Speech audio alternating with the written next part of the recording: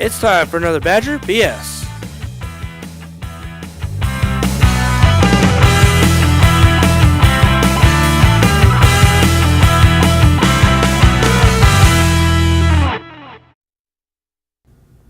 Hello and welcome to Badger BS, Badger Banter Session. For those of you who didn't know what that acronym meant, I am Charlie Meyer, your host, and I'm joined today by Quentin Marquez, also known as Q. What up? Also known as the man with the plan with a smile and an umbrella in his hand. Beautiful man. Today we're going to take a look at some topics that people have submitted to us, and we're going to talk about them. How does that sound? That sounds like an excellent idea. Sounds like an excellent idea? All right. Are you ready? Let's do it. I'm ready. I'm so pumped right now. Okay. What is your favorite type of non-meat food? Favorite type of non-meat food? Non-meat food. I'm a dude, so if you don't like bacon, you like cheese, and I love cheese. Well, I mean, it's kind of funny because I pretty much eat just nothing but meat, raw meat, just straight from the cow. I get the cow, it's there, and I just kind of dig in. You know, I feel like that's like the manliest thing to do. You should come to my house for Thanksgiving because we hunt down our own turkey and we eat it raw. That sounds scary and terrifying.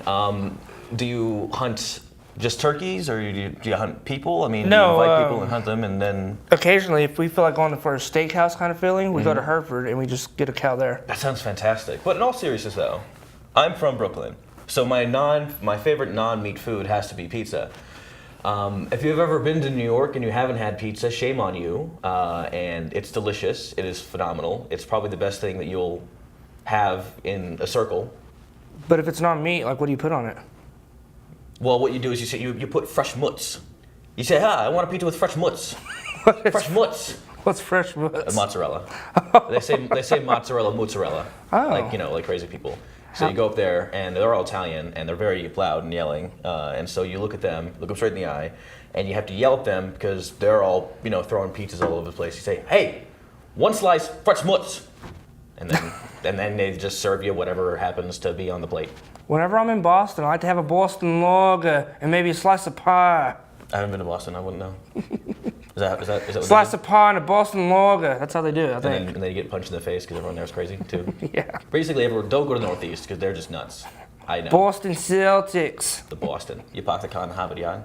Oh, my God. You park the car in the Harvard Yard. The Harvard Yard. The Harvard Yard. Welcome to Harvard. Yeah, that's basically what happens to Boston. You go there, and then you can't talk anymore. Fantastic. Awesome. Well, I appreciate you being here. We had a great little banter there. For more information, just head over to acranger.com, and I appreciate you watching. I love you. I love you. I love you. I love you, too.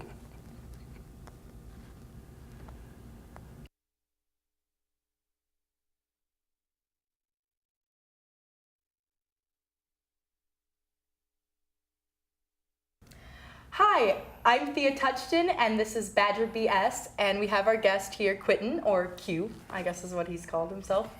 And so basically, we just pick a little topic out of this box, right? Yep. Okay, well, oh, this one's white. Okay. Do bears eat beets? Wow, this is a tough one. Do bears eat beets? I imagine bears eat anything in their area. I don't know, though, because Winnie the Pooh was a bear, and he ate a lot of honey, so that's, I think... And, where would you find beets in the wood? They'd have to be, underground. So a bear would have to super dig to find them. And I don't know. I've never seen a farming bear, so yeah. I don't know where he'd acquire And I beets. think that the rabbits would get the beets first, and then I don't know what the bear would do. Although it's still challenging to get, honey, too, because the bees are in there. I don't know. Maybe bears should just not eat it all and go on a diet. That's all I'm saying. Bears eat anything that's around them. They eat berries and... other animals. Humans, if they get in the way. If they do get in the way, they'll eat humans. Why wouldn't they eat beets if they saw them? I guess. I think beets are an acquired taste, though. That's what I'm saying. Beets aren't the best tasting thing, but who knows? Okay, let's not beat that question to death because, I don't know, a bear might come in and get angry. Okay, describe a time you've helped someone. That is the name that submitted it. Am I supposed to say the name? You can, yeah. Okay, his name was Tash Martin. So, okay. Tash Martin, we're going to answer your question. Okay, do you want to go first? Time you've helped somebody? Time I've helped somebody. I hope various people. Well, actually, you know what? There's a really good story. Oh, here we go. So I work for the Emerald Globe News now, right? And my first day, I went out to go have my lunch break. And so I went to KFC on the boulevard. And I stepped in, and this guy, he looked pretty hungry. So he was like, hey, man, do you got a couple bucks? I was like, yes, here's $2. Great. So I eat my dinner, and he stays there, but he doesn't order anything. I was like, well, maybe I didn't give him enough money. So I went to the line again. I was like, hey, can I order some popcorn chicken? Just give it to this guy. I give them a $5, and it was only like $2 again. Yeah. So I was like, just give him the change. So at this point, I gave the guy almost $5 in popcorn chicken. Yeah. So I eat, he eats his chicken, and he's still there, and I'm like, I don't know what to do. So I gave him another $1 and I left. God. So then I went to Toon Totem on the downtown Toon Totem, that new one, and there was a guy outside, and he looked hungry. So I was like, here, do you need $2? So he's like, yeah, I do need $2. I was like, I gave him the $2. So in like a course of 2 hours, I gave away almost like $7 to just people. So how's your college education going? Yeah, yeah. Well, you're really more helpful than me because one time we were downtown and it was kind of late, and this lady comes and she obviously looked like she was a little rough for the wear and probably needed some money. Well, she's trying to sell this thing. I'm not quite sure what this thing was. It looked like a broken piece of a fan or maybe like some weird DJ equipment or whatever. I have no idea. Well, she kept trying to, she said it was a vacuum thing. And I was like, I don't know. I'm not much for vacuuming. It's Amarillo, so the dust just kind of blows in and blows out. Right. So she tries to sell this vacuum thing, and she's like, for $10. And I was just like, man, I appreciate that you're trying to sell the vacuum thing, but I was like, I'm just going to give you $10. And she was like, good, I'm going to go buy cigarettes with it. And I was like, well, I tried. So. And that's another thing. If you're going to help somebody out, make sure you're helping them out and not encouraging their vices. Mm-hmm. Although if their vices help them get their act together, I guess, it's kind of a moral battle. Gray area. Anyway, let's go to another question before we get into a dark place. What was the last book you read? Dolores Gebnitz. I'm sorry if I totally messed up your name, but it looks really cool. It has a Z at the end. So what was the last book you read? I read a really interesting book from the Clifford the Dog editions. Clifford Goes to School. Oh, I didn't know you could read, so that's really awesome. Good for you. There's like 10 words each page, so it's not too hard. That's challenging. I like those books though because they have pictures. And Clifford the Big Red Dog is like really cool. He gets himself in all sorts of trouble. There you go. And he had that one little poodle girl. Remember that little poodle dog? I remember the TV show. This makes me nostalgic. And she was really mean because it was a poodle, and the poodles are always like snobby. Man, that was some good show. The last book I read Bridge to Terabithia, which is really, really sad. And spoiler alert, it's sad and not a cute kid's novel. And because I read it because the conservatory did the play, and then I was like, man, I haven't read that book in a long time, so I'm going to go read this book. And I read it, except I'm really bad and I don't have time to read, so I read in the shower, which my aunt has someone help clean her house. And so she gets really mad because I read in the shower and my books get all wet. I'm a really weird person. But I'm a theater major, so that's the reason for that. Books get all wet. They do, because I read in the shower, and we don't have a warm enough tub to take a bath so you can read, so your book doesn't get all wet or crinkly. But I have to read in the shower, and of course, they haven't invented something, or if they have invented it, I'm too poor to afford it. Something where you can read in the shower and your book doesn't get damaged.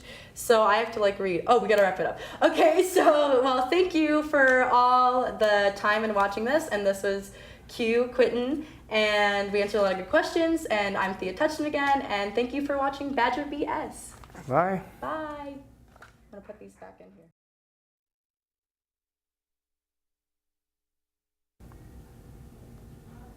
Ladies and gentlemen, welcome to Badger BS, the AC Web show where I can wear orange pants and get away with it, and you, the viewer, get to ask the questions. I'm Austin Yulin, also known as a hooligan. We got Quentin Marquez over here as our guest, also known as Q. Also known as Superman, apparently. Also known as sadly leaving Badger BS as the host. So don't bring it up, man. What's going on? Where are you going? What are you doing? Well, I have plans. I'm not announcing where I'm going just yet. I'm gonna be like LeBron and I'm gonna take my talents to somewhere. But I'm going to the next step in my life. I don't know. I'm gonna graduate and then Proud of you. I know. Okay, enough tears. Yeah. You know how this works? I've I been would here- assume so. I've been here a couple times, yeah. Okay, all right. Well, we're going to do a question. Okay. And these are questions submitted by you guys, so here we go. What do you mean when you say, know what I'm saying? What do I mean whenever I say know what I'm saying? I don't know if that's directed to me because I say know what I'm saying a lot. Yeah. So whenever I'm saying know what I'm saying, it's kind of like do you actually know what I'm saying? Like, do you know what I'm talking about? Do you know what's up? Do you know what the dealio? Do you know what's going on right now? As I'm talking to you right now, do you know what I'm saying? That's what I mean. I think they know what you're saying. Well, I'm just saying, like, that's what I'm saying. You know what I'm saying? Do you know what I'm saying? When I say know what I'm saying, generally, I'm gonna be honest, generally it's because I've run out of stuff to say or I don't know what I'm talking about and I want them to accept what I've said. So I'm like, you know what I'm saying? Just kind of an acceptance thing. You know, cool, like, you should like yada yada yada kind of thing. yeah, etc. Now, whenever I don't have anything left to say, I just stop talking. Like, I could be telling a story, and if I can't remember the story, I'll just be quiet. Like, hey, last week I was outside at the park and the sun was shining. And that's where the story ends, so I don't have anything else to that say. works. I like it. And then there's an awkward silence. Exactly. And banter sessions. You know what I'm saying? You know what I'm saying? All right, well, guys, this has been the latest edition of Badger BS. Want to thank you, Quentin, for being here. We appreciate it. Again, I'm Austin Hewlin. Until next time.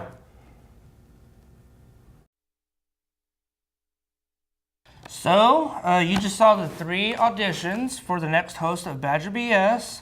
If you like one of them, if you don't know them but you need to know their name, they said it. Just go on Facebook, go to AC Ranger Newspaper, like the page, comment on the people that audition. Let me know what you think because, I mean, the show's all about y'all. So what the fans want is what the fans are going to get for the next host of Badger BS. And of course, we will announce the winner or the next host of Badger BS on our farewell show, which is going to be May 4th, 2 o'clock at the Panhandle PBS studios. That will be my last show, and actually it's a live show. So if you are not doing anything May 4th, 2 o'clock, come over, sit in the audience, be part of history of the very first live edition of Badger BS and my very last episode of Badger BS. So ladies, what do y'all think of the auditions?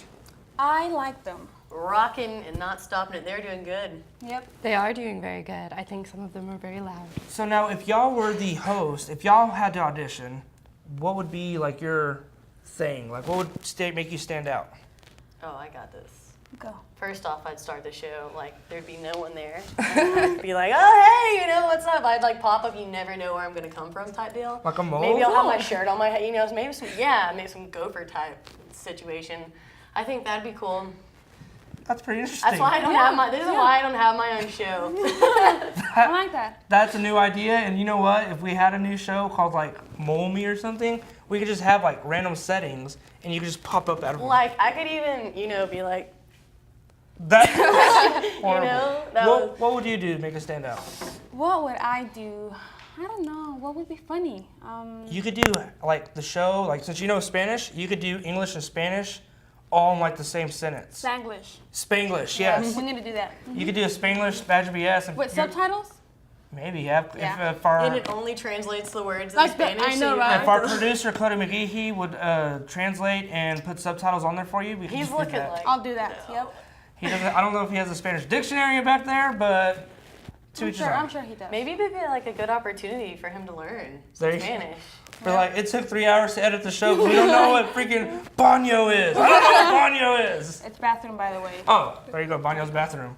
What would you do? I don't know Spanish. No, well, like, what would you do to bring out your little thing? What would be your niche for the show? Well, I would probably just show up and be completely straight-faced and then sign off with, "This is super awesome one-shot Rankin. You have a great day." That She'd just be like a zombie the whole time. Welcome to Back never to happened. Welcome to our show. I hope you guys Bye. had a good week. All right, so like I said, if you like anybody or if you want to mention or comment on any of the contestants we had here for the auditions, go to Facebook, like the AC Ranger Newspaper. I guess I will see y'all May 4th at the Badger BS Farewell Show, 2 o'clock. Be there and be ready to be rocked. there. Be there and be aware. Be ready to It's get your gonna be face rocked awesome. off. It's gonna be awesome. It's gonna be pretty cool, and I'm gonna rock your face off, and I might cry. So if you want to see me cry, Rock your face off with his tears. go to the Badger BS show. I guess I will see y'all when I see y'all. Bye.